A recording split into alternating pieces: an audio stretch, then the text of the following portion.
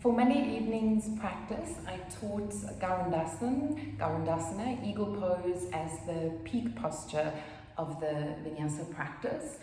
And a little bit of feedback I got was that it was a challenging pose, as we all know, but obviously learning the pose online is really difficult because there's so much activation in the upper body, neck and shoulders, and obviously staring at the screen, you're a little at risk of losing focus of your physical awareness and more engaged with the mental body.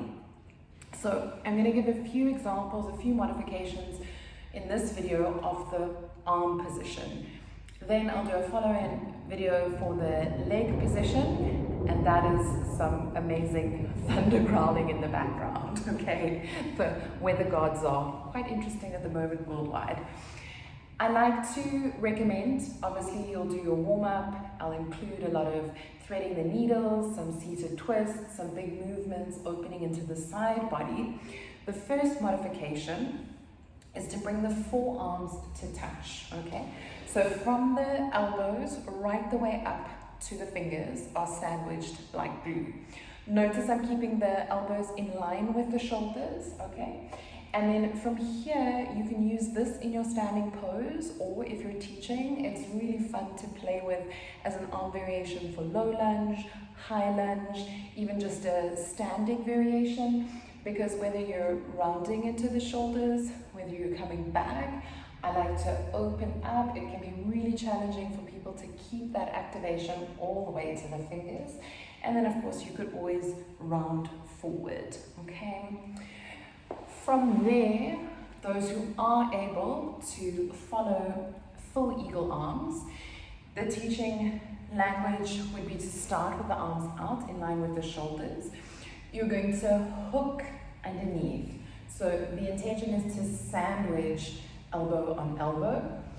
You'll notice some people are quite comfortable interlacing the fingers, some people can touch palms, and some people, if there's compression or a little bit of injury, restricted range of movement in the rotator cuff, this is going to be really challenging for them. So if people are scrunching and look just horribly uncomfortable, then you could give this as a nice variation. Again, if you're working that eagle arms, interlacing the fingers or palms touching. Important cues here is you want to start with the elbows in line with the shoulders.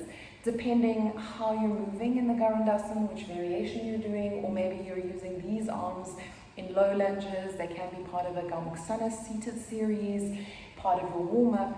Then again, you're looking at those options of possibly rounding forward, lifting up, opening, getting the elbows to move away from the shoulders, or possibly lifting up, okay, and lowering down.